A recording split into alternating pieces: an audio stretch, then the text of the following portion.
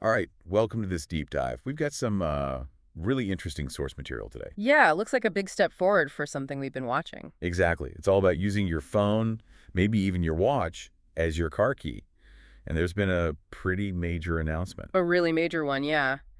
Seems like this is maybe hitting critical mass now. Moving out of that sort of early adopter phase. I think so. Definitely feels like it's broadening out. Okay, so let's get into it. We know digital car keys aren't brand new, but what was this specific announcement? Why the big fuss now? Well, the scale is the main thing here. Apple announced they're adding 13 more car brands to their system. 13, wow. Yeah, 13 all at once. That's actually the biggest single addition they've ever done since it launched back in 2020. Okay, so that bumps the total up quite a bit then. Oh, yeah. It pushes the whole ecosystem to over 30 automakers now. It really signals, a much faster pace of adoption across the car industry. 13 at once is definitely significant. So who are we talking about? Any big names in that group? What kind of cars? It's a real mix, actually, which is interesting. You've got luxury brands jumping in, like Porsche and Cadillac. Okay. And then some big EV players, Rivian and Lucid Motors are on the list. Right, the newer electric companies. Exactly. But also, crucially, some major volume brands. Think Chevrolet, GMC from GM, Acura's in there too. So mainstream buyers might start seeing this more often. For sure. And it's going international, too. Tata Motors is joining. That's the first Indian brand, which is pretty significant for market reach. Huge market, yeah. And also several Chinese brands, Hunky, WEY, Sherry, Voya. So it's becoming much more global. That's a widespread. Okay, the big question for a lot of people, myself included probably, is how does this actually work? And maybe more importantly, how secure is it?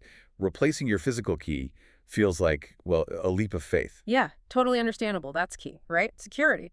So the way it works is you store an encrypted digital key file right in the Apple Wallet app. The same place you keep credit cards for Apple Pay. Exactly the same place. And it uses the same hardware security, that secure element chip. Ah, okay. Think of it like a little vault inside your phone. It keeps that key data separate and protected. Apple says neither they nor the car companies can access or clone the actual encrypted key. So it's not just beaming a simple code or something. No, much more secure than that. For actually unlocking, you typically have two ways. You can use NFC near-field communication, just tap your phone near the door handle. Like using contactless payment. Pretty much, yeah. Or with newer iPhones that have ultra-wideband, or UWB, you might not even need to take your phone out of your pocket or bag. The car just senses you approaching. That's the really convenient version. That's the goal, yeah. And the sources also mention you can share these keys, like through iMessage. Share them, like with family. Yeah, or maybe a valet.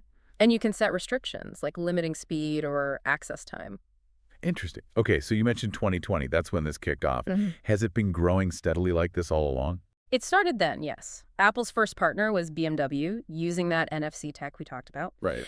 And since then, it's been, a gradual expansion. Other brands came on board: Hyundai, Kia, Genesis, Mercedes-Benz, Volvo. So steady trickle. Yeah, a steady trickle, exactly. We saw like the Volvo EX30 got it recently via a software update, some Audi models too.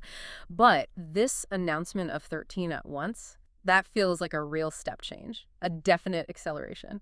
So with over 30 brands now involved, does this mean pretty much anyone with an iPhone can use this feature soon? Well, not quite everyone, not just yet. There are a couple of things to keep in mind. First, you generally need a fairly recent device. The sources say usually an iPhone XS or later, or an Apple Watch Series 5 or newer. Okay, so not the oldest models. Right. And second, even within these brands, the automakers often roll it out on specific models first. Sometimes it's the higher-end ones or the newest releases. Oh, so it's brand and model specific for now. Exactly. So while the list of brands is growing fast, you'd still need to check if your specific car model supports it. Got it. And the announcement mentioned these 13 new brands are coming soon. Did they give any kind of date? Like when can someone with, say, a new Chevy expect this? That's the catch. The sources are very clear. Apple didn't actually specify when this integration would be live for these 13 new partners. So soon could mean soon. Well, soon, or maybe a bit later. Could be weeks, could be months. We just don't have a firm timeline from the announcement itself. Okay, so wrapping this up then, what's the big takeaway here? What does this expansion really mean for people buying cars, or even those who already own one?